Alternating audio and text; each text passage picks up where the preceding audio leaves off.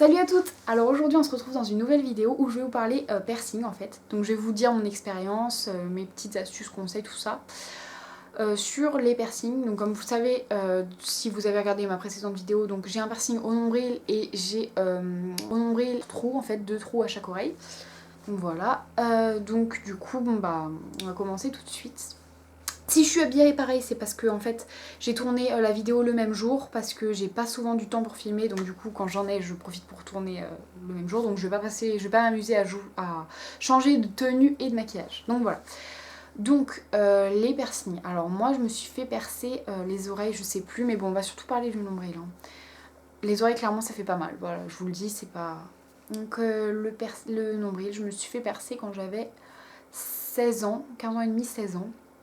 Donc j'étais en seconde et en fin de seconde. Donc je devais le faire passer depuis la troisième, mais en fait j'avais des mauvaises notes et mes parents m'avaient dit dès que tu auras des bonnes notes, on te le perce. Donc voilà.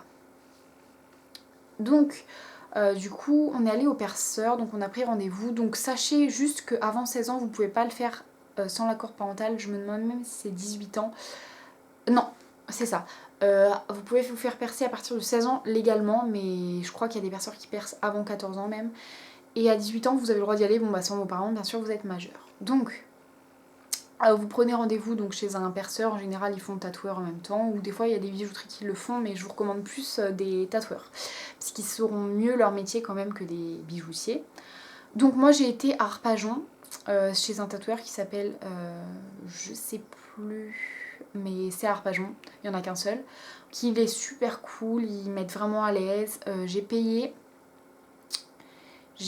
mon piercing avec le bijou et les soins 95 €. Donc c'est pas moi qui ai payé, c'est mes parents, mais voilà.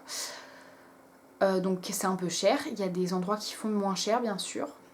Donc du coup, voilà, on a pris rendez-vous. On a eu un rendez-vous au bout de 3 mois qu'on y est allé. Ils m'ont fait choisir un bijou. Donc il y avait plusieurs prix de bijoux, bien sûr. Il y avait des bijoux, il y avait deux boules, deux petites boules, des strass, enfin voilà, le prix variait selon, donc ils m'ont fait choisir, ils l'ont mis à stériliser dans une grande machine, pendant ce temps-là on attendait. Ensuite, bon bah il a regardé un peu mon ventre, comment c'était, pour un peu voir où il allait, comment il allait percer. Donc vu que j'ai un peu de ventre, j'ai toujours eu un peu de ventre, il m'a dit qu'il fallait que je rentre toujours mon ventre, les premiers temps en fait, et que je m'assois pas tassée quoi, fallait que je m'assoie toujours droite. Au début, le temps que ça cicatrise. Après, maintenant, ça fait 3 ans, donc c'est bien cicatrisé. Donc voilà, ça fait 2 ans.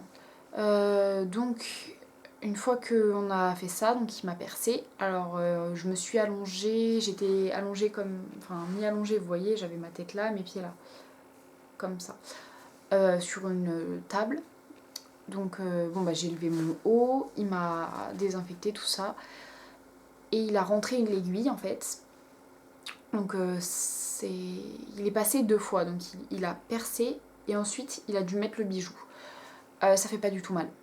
Ça fait, prenez votre peau, pincez-vous et dites-vous que ça fait même un peu moins mal que ça. Ça dépend après votre seuil de douleur, comme je vais peut-être me répéter, mais la douleur n'est pas la même pour tout le monde. Je sais que j'ai des copines qui ont eu mal quand elles se sont fait percer et moi qui n'ai pas eu mal, et j'ai d'autres copines qui ont eu encore moins mal que moi. Donc voilà, mais alors après c'est la suite qui peut faire mal. Donc une fois que vous êtes percé, il va falloir que vous alliez en pharmacie chercher plein de petits désinfectants, de petites crèmes. Donc moi j'avais eu un désinfectant, une petite crème désinfectante aussi. Fallait que je prenne des compresses, bien sûr des compresses stérilisées, que je devais mettre à la poubelle une fois après l'utilisation. Donc c'est un peu coûteux quand même les soins en fait, mais bon. Donc voilà, vous devez faire ça. Ah oui, il y a une chose qui marche bien mais que les tatoueurs ne vous disent pas, enfin que les personnes ne vous disent pas souvent, c'est le sérum Phi en fait qu'on met dans les yeux. Ça marche super bien pour désinfecter le piercing. Je vais vous expliquer plus tard. Donc voilà, donc si vous faites pas bien ça, il peut se passer que vous ayez une infection. Donc une infection, ça peut aussi être dû, donc si vous touchez tout le temps votre piercing, que vous laissez les autres toucher votre piercing, donc ça non, ne laissez pas vos copines si jamais elles veulent toucher votre piercing, tout ça, non. Vous dites non, c'est pas... Non, il faut pas que tout le monde touche votre piercing. Donc ça peut être dû à ça, ça peut aussi être dû en fait que vous mettiez des pantalons taille haute ou des collants et que ça se prenne dedans, ça peut faire une infection. Donc moi c'est ce qui s'est passé. Donc j'avais mis des pantalons taille haute et des collants. Et un jour, mon collant s'est accroché à mon piercing et je m'en suis pas vraiment rendu compte, ça me gênait un peu quand je marchais, mais bon, j'ai pas remis mon collant. Et je suis rentrée chez moi et j'avais il y avait du pus en fait qui sortait. Bon, je me suis dit, je vais désinfecter tout ça. J'ai désinfecté et en fait, tout simplement, j'ai découvert le lendemain que j'avais une infection. Donc j'avais une petite boule de pus. Donc du coup, je me suis dit, bon, je vais pas aller embêter le perceur, je vais regarder sur internet un petit peu ce qu'il faut faire et voilà. Donc sur internet, bon bien sûr, c'est pas très grave. C'est soit ou c'est pas grave, ou c'est très grave. Donc soit faites des petits soins chez vous, soit allez chez le perceur. C'est tout. Donc moi du coup, je me suis dit, je vais rester chez moi, je vais faire les soins. Pas du tout. En fait, donc j'ai fait mes soins à la maison, ça se soignait pas, ça se soignait pas. J'ai été chez le perceur. Il m'a dit que j'avais vraiment, j'aurais pas dû en fait ne pas venir les voir parce que déjà en fait chez ce perceur là, je sais pas si les autres font ça, mais eux c'est vraiment cool. Ils font une visite après le perçage gratuite. Donc en fait ils vous vérifient un peu tout ça. Et donc du coup j'y étais, ils m'ont dit ouais t'aurais dû venir avant quoi. Donc du coup, ils m'ont dit ce qu'il fallait que je fasse, ils ont regardé tout ça, je suis rentrée, bon j'ai fait tout ce qu'il fallait faire. Et une fois que j'ai cicatrisé mon piercing, donc c'est le sérum Phi qui m'a vraiment aidé à cicatriser, hein, je baignais dedans. Et une fois que j'ai fait ça, mon piercing s'est cicatrisé, sauf que maintenant il est décalé. Donc il est pas tout à fait comme ça, la boule du haut est là, la boule du bas est là, il est comme ça, voilà. Ça se voit pas, c'est que moi qui le vois, hein, mais... Je sais que j'ai une autre copine à qui ça a fait ça et son piercing est beaucoup plus décalé, donc vraiment il est bien décalé, ça fait pas beau du tout. Donc voilà. Donc aussi, chose à pas faire aussi avec votre piercing qui pourrait vous provoquer...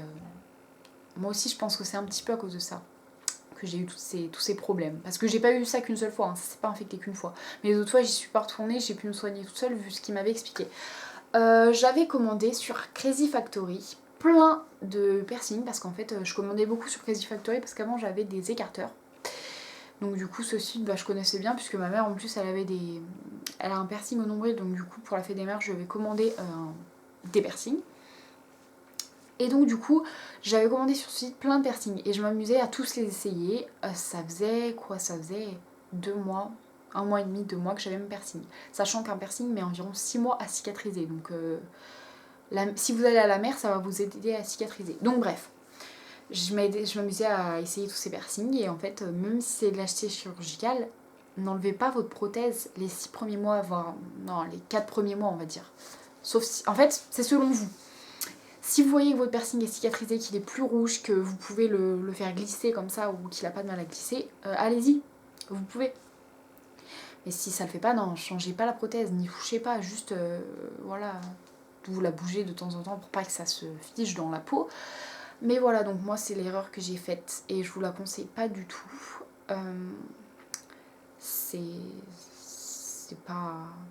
Vraiment ça m'a pas du tout aidé, ça m'a plus... ça m'a plus fait de mal qu'autre chose parce qu'en plus c'est douloureux et ça m'aide... Moi je sais que j'avais de la fièvre pendant que j'avais eu ça, donc ouais c'était un peu embêtant. Donc c'est pour ça que franchement si vous comptez le faire sans l'avis de vos parents, avec une fausse dérogation, un faux mot des parents, tout ça, franchement je vous conseille pas de le faire parce que vaut mieux toujours que les parents soient au courant. Si jamais vous avez un problème, ça peut être beaucoup plus grave. Si jamais vous avez été un mauvais tatoueur par exemple, un mauvais perceur par exemple, à Stalingrad, moi je sais que quand mes parents m'avaient dit non, je voulais aller à Stalingrad, donc je suis allée à Paris-Stalingrad avec une copine qui voulait aussi se faire percer mais que ses parents avaient refusé. Et en fait c'est une copine à moi qui a été à Stalingrad qui nous avait conseillé d'aller là-bas puisqu'elle s'est fait tous ses tatouages là-bas, tous ses piercings là-bas.